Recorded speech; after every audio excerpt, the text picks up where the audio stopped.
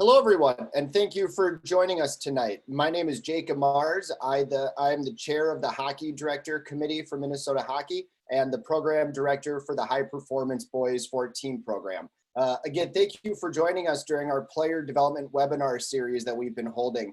Over the last week or so, we've had some great topics such as body contact, and some age-specific areas, and we're happy to be able to discuss high performance and not only the importance that it has in our community, but also what's going on and what's happening. Obviously, the cancellation of spring programs was a bummer for all of us, but we're ready to look forward and move forward and answer some of those questions. Before we begin, for those that don't know about your Hockey Director Committee after this, if you do have questions within your district or your section, please reach out to your section general manager or district general manager and the various program directors. If you're unsure how to get a hold of them, every district has a hockey director that would be more than welcome to put you in touch with the right people. So with that being said, we're excited to have Mike McMillan, the director of the Minnesota Hockey High Performance Program, on with us tonight. Hey, Mac, are you able to unmute your microphone?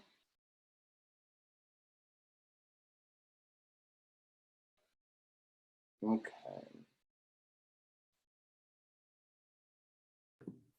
There you go. Yeah. How you doing, Mac? I'm good. How are you doing, Jacob? I'm good, thanks. And thanks for joining us and having a conversation about high performance tonight.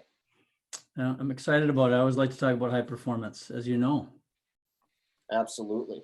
Well, I thought before we start, we'll show just a short 30-second video to get people to kind of remember what high performance looks like and the excitement around it and the good things that are going on.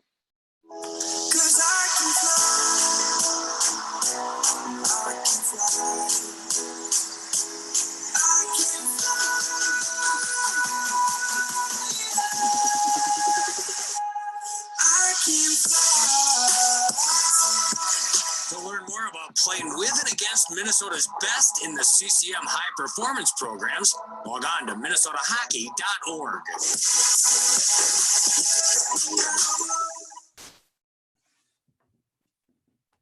So I know that we were all pretty disappointed having high performance canceled this year, Mac. Can you just kind of touch on before we really get into some of the details on HP, just what went into that decision and all that? Well, it was a real difficult decision, Jacob, and I just want to thank everyone for being on the virtual discussion on high performance tonight. I know it's a difficult time for everyone, and taking the time to do stuff like this is hopefully healthy. I do want to encourage questions, though, too. It's better to have a conversation, I think, than necessarily a presentation. So I welcome those, any and all, and Jacob will be monitoring that as we go forward. But we did have a difficult decision. You know, we basically reshaped the program and starting in 1994-95 to what it is today. And it's the first time that we've gone through anything like this. So it was real difficult for everyone involved. But you know, it was the right decision that had to be made. And I think moving forward, you know, we've learned some lessons, and hopefully we've taken the time over the last month and a half now to work on some things to make our fall programs better, our summer program, and also next year. So we're going to use it as an opportunity, but it was real difficult. And really the decision was made. We had been monitoring COVID-19 for a while in Minnesota Hockey, and getting together on a weekly basis and having conversations about what we do with HP. And then we also consulted with USA Hockey, and we're tracking. I'm on the player development committee for USA Hockey, and tracking what was going to happen with the national events and also what was happening around the country. So you put all that into place, and we made the decision to stop our program in the spring. We have not made a final decision on model camp, and we've not made a final decision on the Dave Peterson camp. So those things are still out there. But right now, all other programs have ceased to move forward for this year. Obviously a hard decision, but I think one in retrospect was obviously the right thing to do for the health and safety of all the players in Minnesota. Yeah, and that's first and foremost. And there were some other factors that I'm sure that everyone on the presentation knows and is aware of. The rinks also helped with that decision because a number of them were closing about simultaneously to the decision we were making. And a lot of the university campuses that we've used too were doing the same thing with all their facilities. So, putting it all together, there really was no positive way to move forward.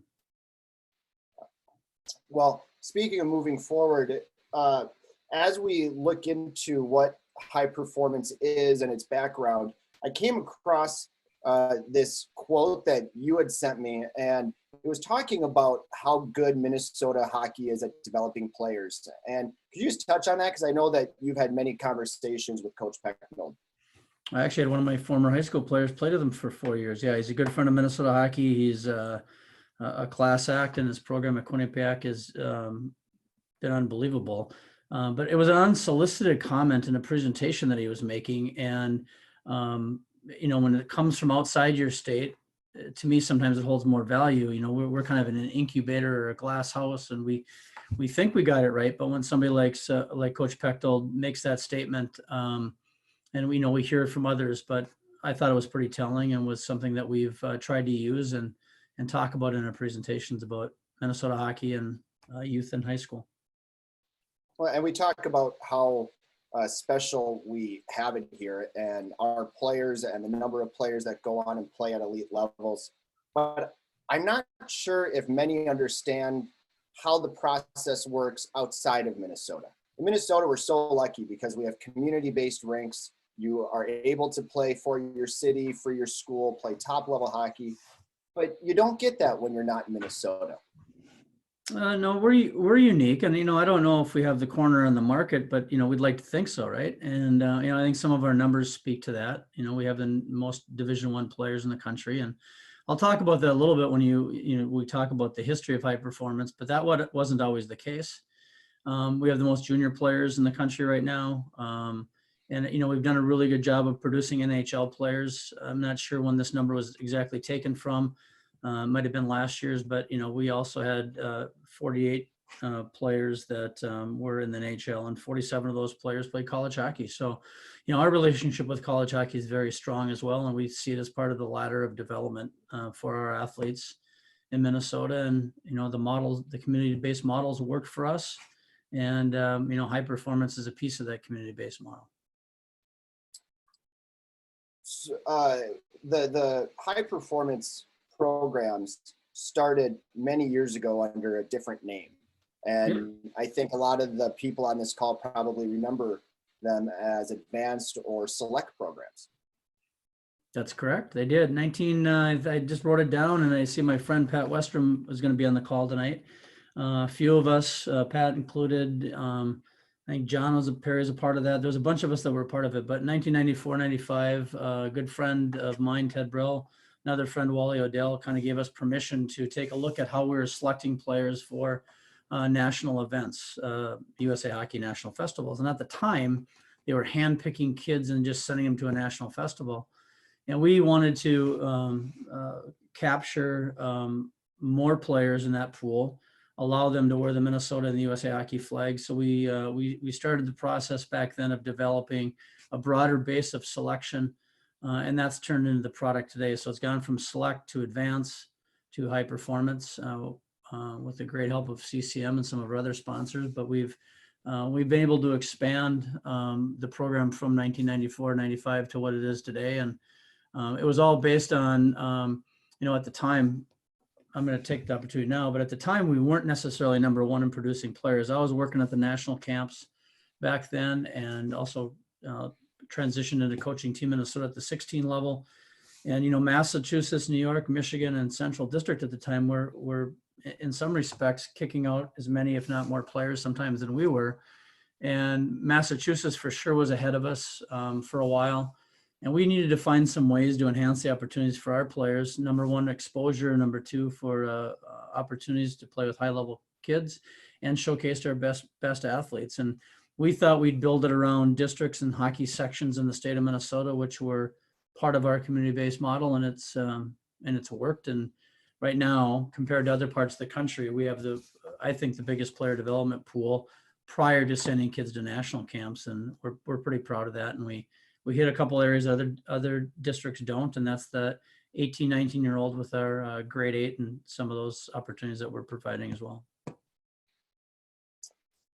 We talk about, you were just saying, starting at that local level and providing more kids the opportunities. When this first started, obviously that pool was a lot smaller of players that you were giving development opportunities to, but now it's been expanded, and the base of that pyramid has expanded to where we're able to develop, identify, and promote a lot of really good hockey players in Minnesota, even if they aren't in the top 20 going to national camp. And I think that speaks to the power of the program. Yeah, absolutely. That was always one of our goals, was we weren't gonna wait for others to promote our kids. We were gonna work on promoting them ourselves. And at our, we used to have, when it all started, we had 16s and 17s was the focus, and then we had a Bantam festival in St. Cloud, but really didn't have much other than that.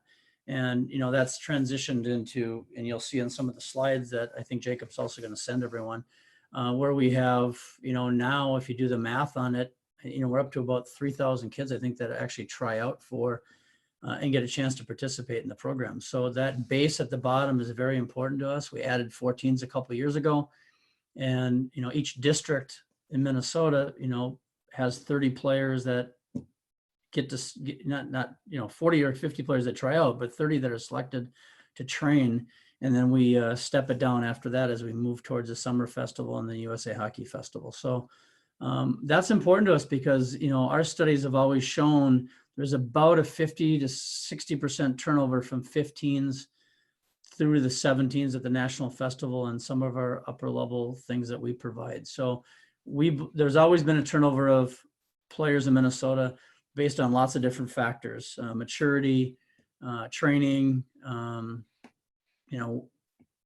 kinds of factors that play into that, we felt that we need to keep that pyramid as big as long as we can. And, the cream always rises at the top, and we want to make sure in our events, if it be the 16 festivals or our tier 1 stuff or the 15s, that our kids are getting exposed. Because we only send 20 some players to the national camps, and player development and high performance has to be more than that for more people in our state. Well, exactly. And I think it's important to remember too, that the real training, most of the time on the ice, the real development time that you're going to get in these programs is at your local district or section level.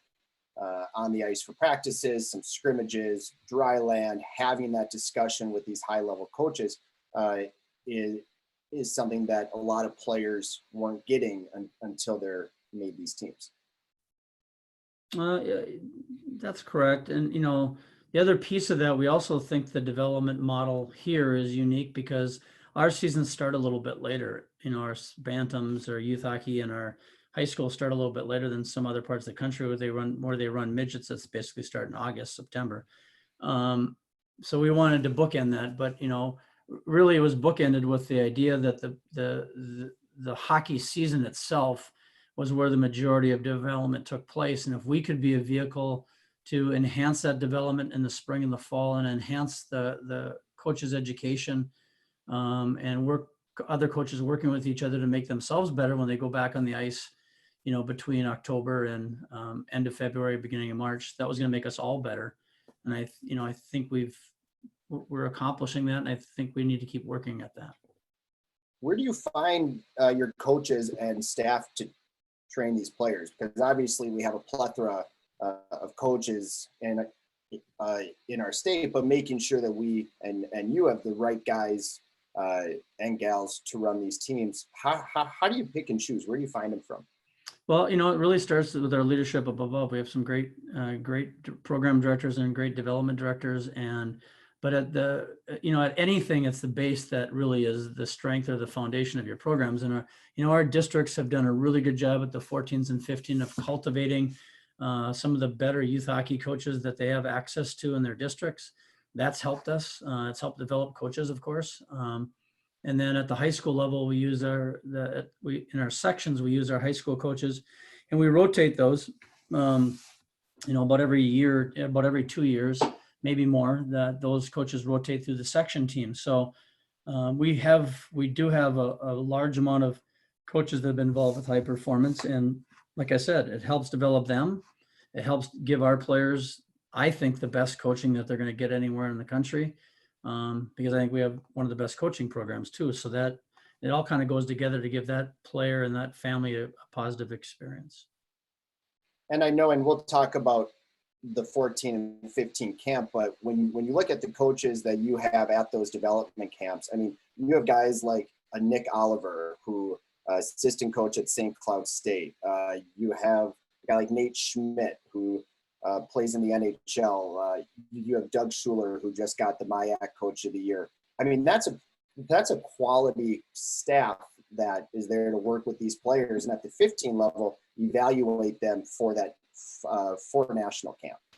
Well, you know, that the development directors and yourself as one of the leaders, you know, you've done a good job of getting those coaches in, but you know, the audience needs to remember a lot of those coaches that you're talking about were also participants in high performance.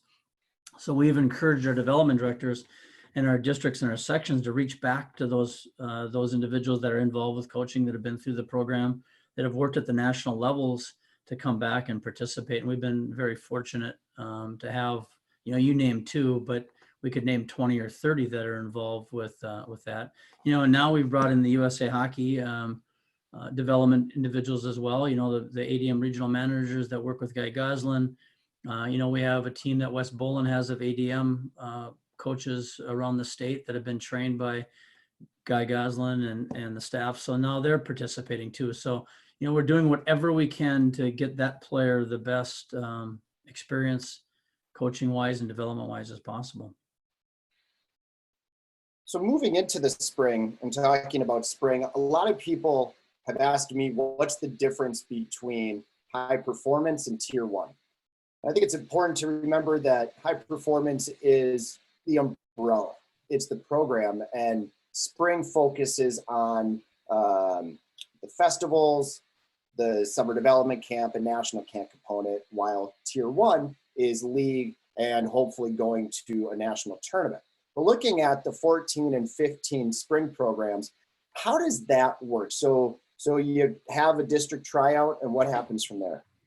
We have a district tryout, and like I said, there's about 40 to 50 athletes that typically try out within the district. And then the districts pick 30 players that go through a development phase together. I think it's about 10 or 12 on-ice sessions and then off-ice sessions. That's what's in the design. And then, you know, outstate, that's a little bit more difficult because of proximity and geographics. But what the idea then is they would pick 20 players and that would practice for a bit and then play in our festival that happens towards the end of April. And then from there, the athletes then are picked to go to a camp in St. Cloud. With the 14s, we've expanded that to 120 athletes. And at the 15s, we have 102 athletes. And then, of course, we send approximately 25 to 30 athletes at the 15 level to a national camp. So there's a step process to it. You know, the beauty of high performance in the fall and in the spring is we try out. It's not a pay-to-play program. You're competing. For some kids, it's the first time. If you're a high-level player, it's the first time you've actually had to compete against somebody. And, you know, I think that's a good thing. You know, we've talked to the experts about that, and we think they have told us one of our weaknesses in the past had been that we hadn't done that, and we need to try out more and give our kids have to learn how to compete. And that's part of development. So that's a pinnacle of our program, is the tryout process. Absolutely. Now at the 15 level, you have your team in your district, you go to the festival, you go to camp. But for the 15s, this is their first time trying out for a national camp. And that puts a little more weight on those kids' shoulders. How's that determined? How are kids chosen from the 15s to represent Minnesota at national camp?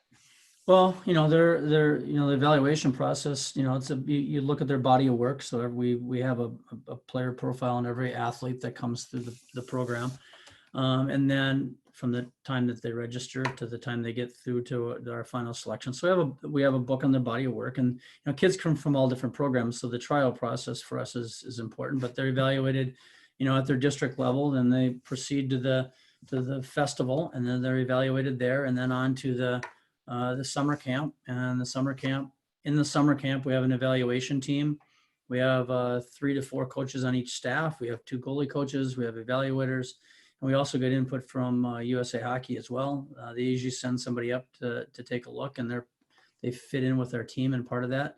And that's how those kids are then ultimately selected to go to the national camp. And it's important for everybody to remember and know that when players are selected for any of these phases, we're looking not only for skilled hockey players, but good people. If you're going to be a part of a team and you're going to wear that jersey, or you're going to go to camp, or you're going to represent our state at national camp, you got to be a good kid. And I think we forget to talk about that sometimes and focus on the human aspect. Well, that's one of the components. There's a lot of factors that go into the selection, and if they're, like you said, I think you said it best, and I'll leave it at that. When you're going to leave to go to a national camp, and I've worked a number of them, you're representing first and foremost, yourself as an individual, but your family, and your community, and also Minnesota hockey. So yeah, character counts, and I'll leave it at that. You said it best. So. Well, we have a good question that came in through the chat that'll transition us to the 16-17s. Yeah. Has USA Hockey determined if next year there will be 2 national camps, one for this year's 15s, then 16s, and one for next year's 15s? Curious as to what will be done for the kids that are missing a year. Well, this year USA Hockey's made the decision, or we made the decision, that there'll be camps, but they'll be shrunk, and the selection process will be different. Next year they'll be expanded back again, so they'll be back in their form that they were supposed to be this year. So that's first and foremost. For the 17 player in Minnesota that is still high school eligible, and sometimes people get fixated in their group, but we also have a spring program for our 18 athletes that age out of 17s but are coming back into their community program, high school per se.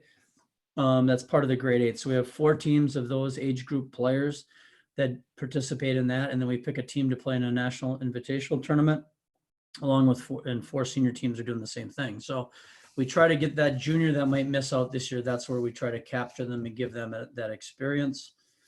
As far as USA Hockey doing anything at the national level with the 17s, because of everything that we've been involved with so far, that really hasn't been much thought.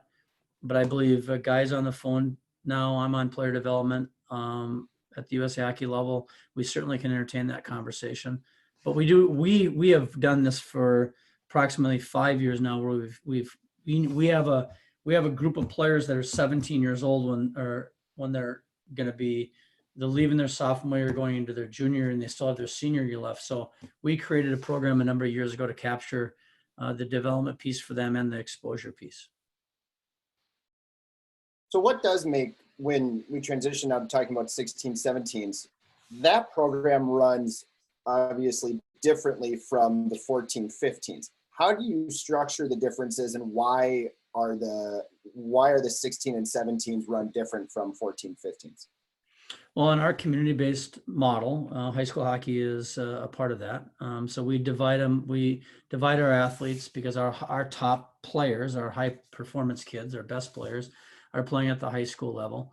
Some are playing, we know that some are playing at other programs that feed into that age group, and it's a US Hockey program. So those athletes are also, part of that process. If they go through the section tryout, they don't have to just be high school players. But because of the section alignment, it became an easy management tool, and we wanted to create some fun. We wanted to create festivals for the 16 age player, the 17 age player. They can compete with their age group, with the best kids in the sections. And as everyone in the state of Minnesota knows, sections are a big deal when it comes to the high school state tournament and the playdowns. So it was a natural way for us to put the 16s and 17s together versus by district. That's why we did it that way. And the number, so the number is 20 times 8 versus, 20 times how many districts that we have. So that's why it's a smaller number. There's really no other reason. And then we shrink it down to the final 54, which makes it easier to pick the kids for the national camp. And we needed to pick those kids earlier. So that's why we do it in a final 54 process. And yeah, That's why. And it makes sense the way that it's done, especially when you have high school coaches from the section who know the players, who have seen them play all year, evaluate, and then also a couple of them coach. They've seen the players play. They know what they're like. They talk to the other coaches in the section. It makes a good camaraderie amongst the coaches, but also gets these kids working together and getting to know each other on teams that maybe they wouldn't. That's a highlight for, making the section team is a big deal for a 16-year-old. You have to remember at 16s, we have Bandoms coming in. We have kids that are playing JV. Some kids are playing varsity. So it's a real hodgepodge of who that athlete is when they're trying out. So tryouts at the 16s is a really big deal. And we also allow all the section coaches to participate in the evaluation process. We have a head coach, an assistant coach, and a general manager, but we also, in the evaluation panel, is really all the coaches can be included if they choose to participate, and it creates a checks and balance. I think that's important as well. So, and it's also another way for, our best coaches to be involved in the program and help our best athletes. So you play in the section festival, you're evaluated down to the final 54. And what's the process then in the final 54? Final 54 is very similar to the 15 process in the camp, except for it's 54 athletes over a shorter period of time, but they play a round robin against each other, and then they play a crossover game, 16s versus 17s. We have an evaluation team of approximately 10 professionals that are up top, and then sprinkled in the stands, so they get different looks at the players. We have each coaching staff for each one of the teams at Final 54s rank the players, no different than they do at the festival stage. Give that information to the evaluation team. The evaluation team sees the players over 2 weekends, and that's how we come up with our list that we submit to USA Hockey. We also have one of the ADM regional managers that's a part of the evaluation team as well. So they have a broader perspective because they're seeing players from all over the United States. So they come in and they add a lot to, how to pick them, how they're going to succeed at national camp. And we give them the players the best look we possibly can to make sure they get a fair shake. Looking at the numbers, just so everybody on the call knows what the numbers are going into national camp. For the boys 16s, they take 216 players nationwide. From the 17s, they take 180 players and select a team to go to the Five Nations tournament. And then for the 18s, they go to the Helinka team. Right? I'm sorry, it's from the 16s they take the kids to the 17 tournament, from the 17s to the 18s. But Minnesota always has the most players from any state. Where do our players generally rank nationally when they go there? I think it kind of speaks for themselves. I think the number of kids we put on Five Nations, the number of kids we put on the Helinka team, our kids rank towards the top.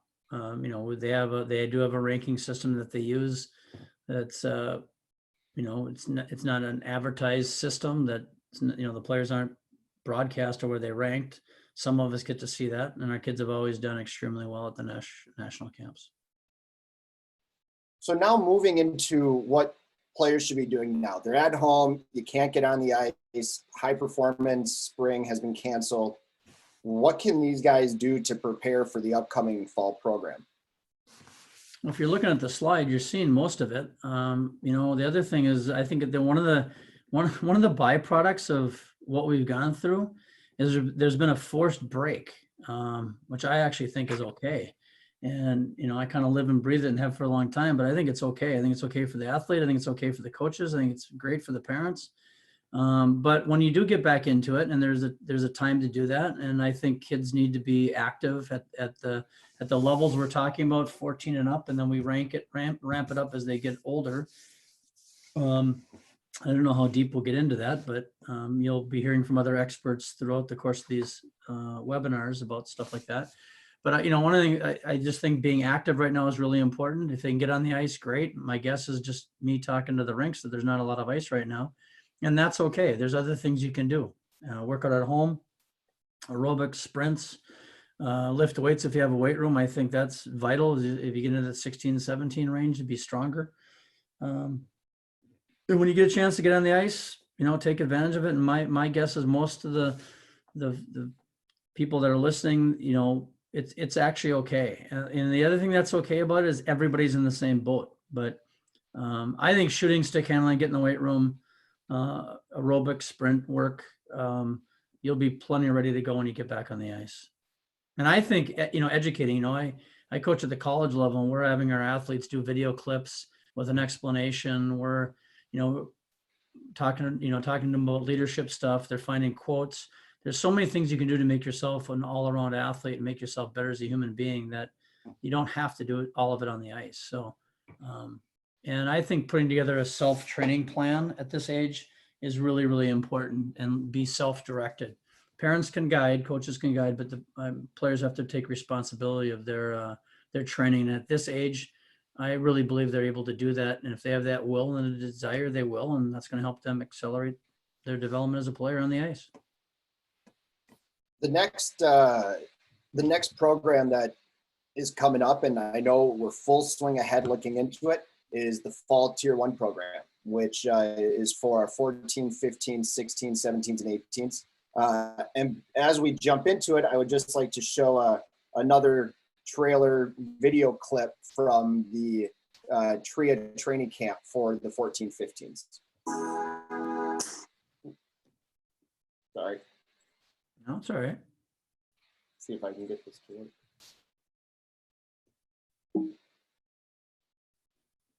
Okay, well, looks like not. But we can talk a little bit when you're working on it. Can I talk while you're playing with that? Oh, there you go.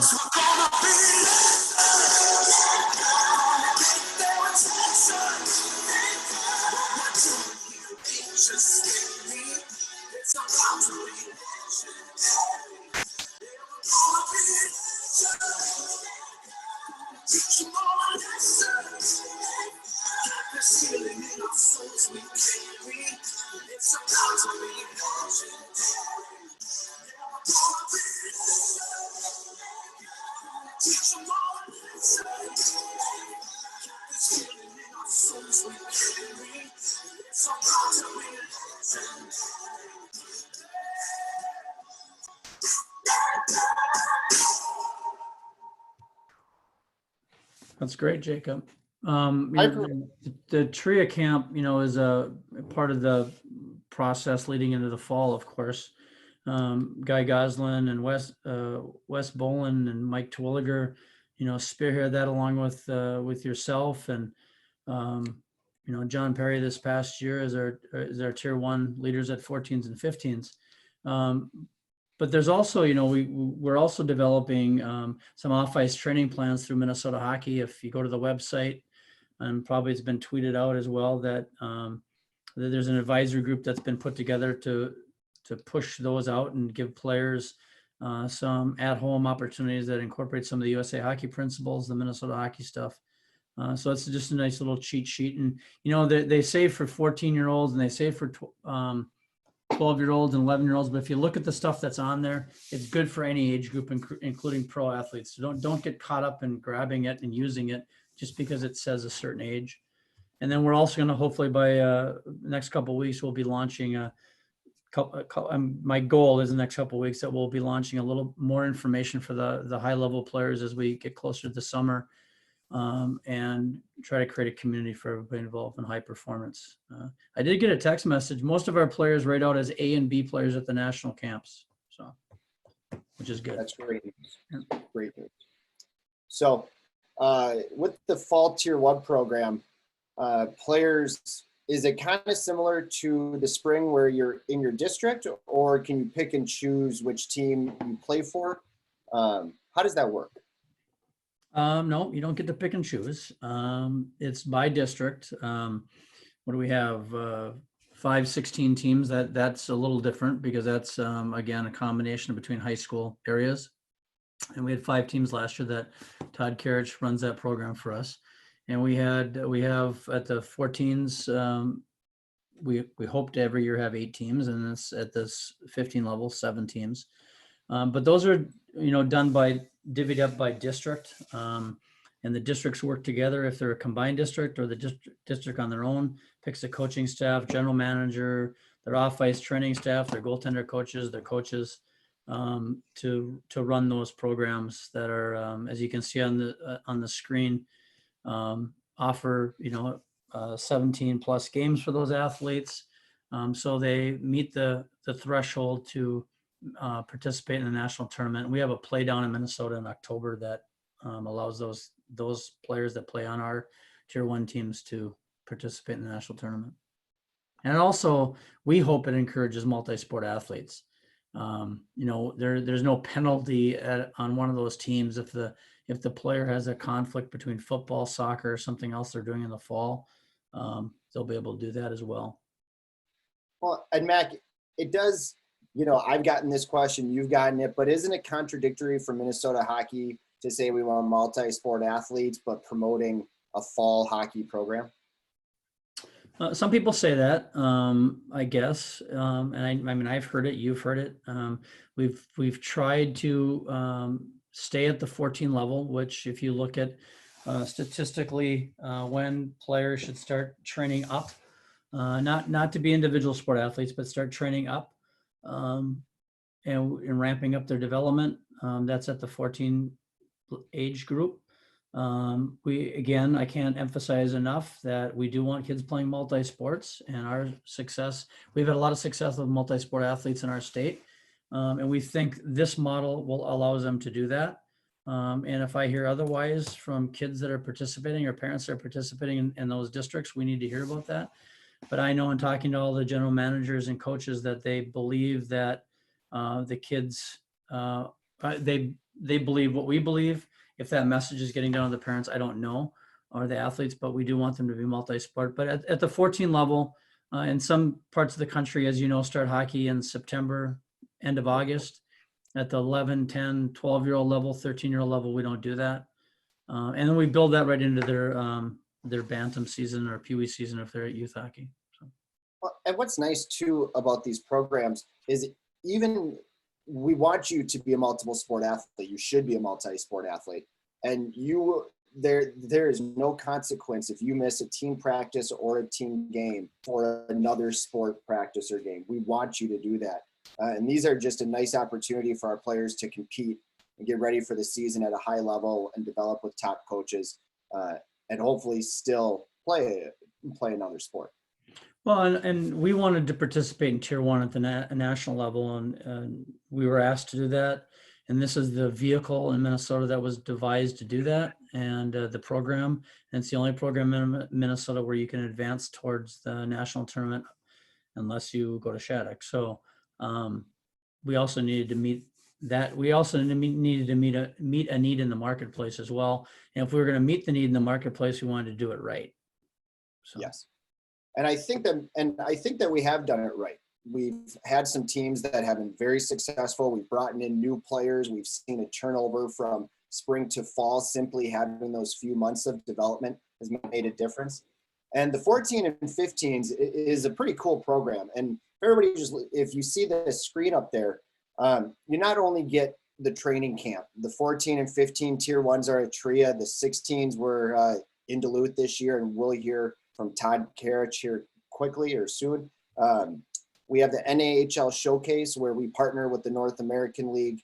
But that's a really cool opportunity for our players, and they get to stay local while doing it. It's important. We reduce the cost. It's there's no check to hold a spot. Other than, we try out like anything else. So you have to perform to be on the team, and like you rattle them off. And we have a good relationship now with the North American League. They host a showcase in Blaine, so our kids participate in that. We, like I said, most district teams I think are like $750. That includes the camp, and so we're doing some pretty neat things to and developmental. I think we're doing some great things with some of those teams as well. And we have some good partners with North Dakota, with Team Wisconsin, with South Dakota. So, we're giving that experience without having to get on a plane and a bus or a car to go other places. We do have 2 teams that'll play in the USHL event and that played last year in Pittsburgh, the 15 level. This year we'll have 2 15 teams and a 14 team that'll do that. So we're reaching out a little bit to make sure that we're exposing those kids that need to be. And what's the difference between the Tier 1 league and the Prospects League?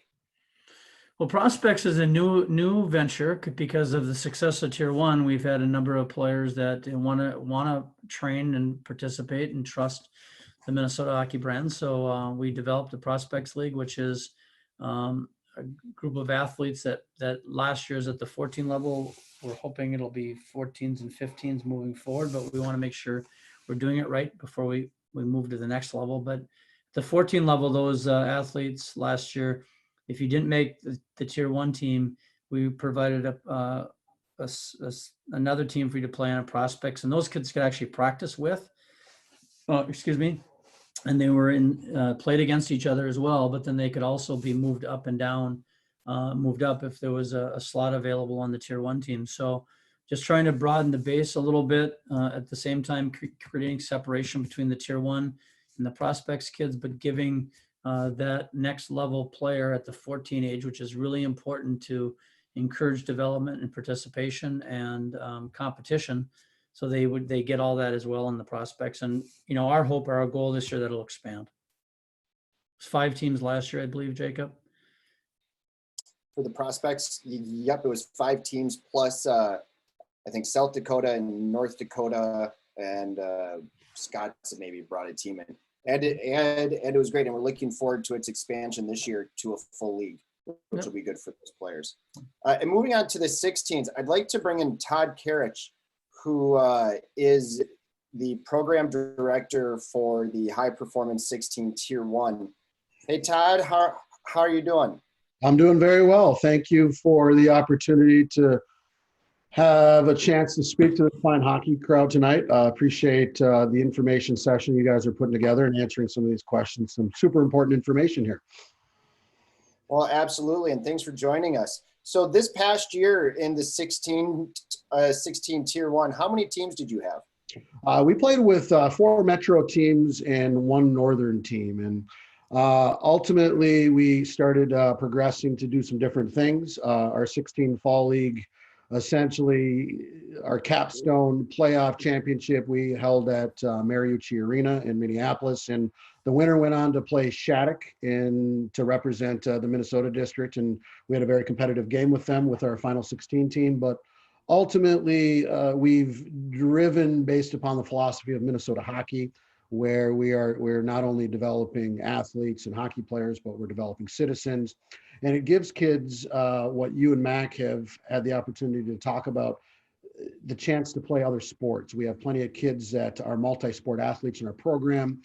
The coaches that serve in our league have ultimately carried the philosophy that these individuals are going to be able to be multi-sport athletes if they're in soccer, if they're playing football, if they're in cross country, if they're taking on some different sports. Our goal is to make sure we communicate with parents and talk to parents with coaches in our league to make sure they don't burn out, but yet have the opportunities to continue to do those fun high school things. We've ultimately not played games on Friday nights because oftentimes kids want to go to Friday night high school football games. Historically, we haven't played over Labor Day or MEA, and it just gives kids a chance to play at a very high level of hockey and ultimately participate with their high school programs. That's one thing that captain's practice usually starts to gear up in the fall quite a bit, with lots of teams kicking in and captain's practices for big high school and medium and small high school programs across the state. It allows kids to participate in those types of practices as well, and gives them an opportunity again to jump in and play at various locations around the Twin Cities predominantly and the state, to be on board with high-end players, while for some playing multiple sports and doing it in a way that caters to what we consider to be a good option for high school hockey players in our state. And as you know, Jacob, and Mac knows, we have a strong partnership with the Minnesota State High School Boys Hockey Coaches Association. And many of their high school coaches know that their players, and they advocate their players to play in our league. And it's been a fun league to watch, some real competitive hockey. And your league had some cool features this year, like doing a training camp in conjunction with UMD and getting to see their facilities and use the arena and hear from their assistant coaches. And not only that, but then moving into what you did in the league, you had outdoor games early and the kids just loved it. And Yeah, we try to really provide cool. that option, Jacob. As you know, like it was really fun. Like we booked. I know a lot of our probably audience members have had student athletes that have had the opportunity to play outside and whatnot. But yeah, one of the scheduling practices that we put into play, and courtesy of our previous director Josh Hicks, was to get us outside at St. Louis Park. And we kind of used it towards the end of the season. We're one of the first groups to get on ice in October. And in fact, it worked out well last year. The kids had a really enjoyable time. And that's one of the venues we use. And obviously, we're always kind of exploring different venue options. We went up to Duluth last year and trained for our opening training camp weekend with the national champs. It was really fun getting on the ice with some of the UMD coaching staff, having our players have the ability to have UMD counselors that were players on the national champs roster. They led our players and became team counselors for our players. And that's always a super fun time for the kids. And essentially the way we orchestrated it last year was players on the UMD roster that had played in the respective regions from where they came from, were the camp counselors. So we thought we had a lot of success with that. And, you know, right now it'd be easy to talk about dates and planning, but as everybody kind of knows, we're all kind of in a waiting mode to kind of see what happens, but do know, and for those that are out there interested in that is on our schedule right now. The director of hockey operations from the Bulldogs has confirmed a weekend with us, and we're hoping to be able to do that in August, like we kicked off last year. Well, fantastic. Well, Todd, thank you for joining us and being on this call. Thank you for having me. Appreciate it. Appreciate what you guys are doing, and keep up the great work. Thank you. Thanks, Todd. So, hey, Mac, we have 2 questions that came in and then we can wrap up, and I appreciate your time. But the first one was, how did our teams do in the North American League Festival and the USHL, and what was the importance of winning versus development in those programs? Well, who doesn't like to win? But we we don't want to forget that. And we did well. We did win.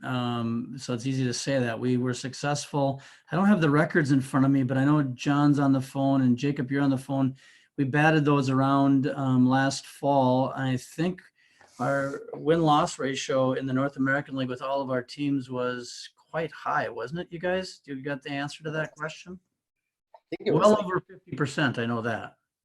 Yeah, absolutely. I think we're about 75% cumulative against non-Minnesota teams, I think is how we figured out. But it was, I can certainly get that answer to that question if you want to email me. I just got a text message from Todd Perry. It was 70% to be exact. 70%. That's what I thought it was. It's phenomenal because, I mean, you look at some of these teams that are coming from everywhere and they're losing 3-4 games in a weekend, and our teams are staying local. They're developing locally, playing locally, and doing really well when put on that national stage. Yeah, it was really important to us to do that, because we knew that. I think we all knew that, but unless you show that, people question, kind of what's going on. So it's been positive, and they've been a good partner, like I said. So that will continue moving forward. And then the other question that we got was just on how the registration process will be for Tier 1 this year. Will it be just like last year where you register online, it's open registration, try out in your district and section? Yeah, we actually have a meeting tomorrow at noon, and I'll be honest with the audience that we've waited a little bit because we're like everyone else, we're trying to navigate what's going on nationally and in our state. But we are going to meet tomorrow, and the plan right now is to stay with the tryout dates, which are middle of June, which typically have happened right after our summer events. This year we might be a little bit more flexible with the tryout, only because of kids not being able to participate in the spring, but we'll we'll have a plan laid out after tomorrow that will be announced probably, I'm hoping, next week by our program directors. But the plan is to proceed. And if necessary, we will adjust to the circumstances that we're dealing with. But the plan is to move forward with fall. Wonderful. Well, There might be, hey, Mac, there might be some things on the horizon. We're also going to talk tomorrow for the audience on ways to enhance too. And are there things that we can do with ice availability and some of our relationships that we can actually enhance the development experience for those kids that are participating? So that'll be on the agenda tomorrow as well. Great. Well, Mac, thank you very much for joining us for a high performance information webinar. This was all great stuff that I think was on a lot of people's minds. And as Mr. Woog said in the chat, it's good to talk hockey again. So Jacob, I appreciate I want to thank everyone as well. Always, my phone number is listed. Call it if you have a question. And the same with our program directors. We don't duck and run from questions. So don't hesitate ever to give us a call, please. For those of you that are looking for the contact information for general managers,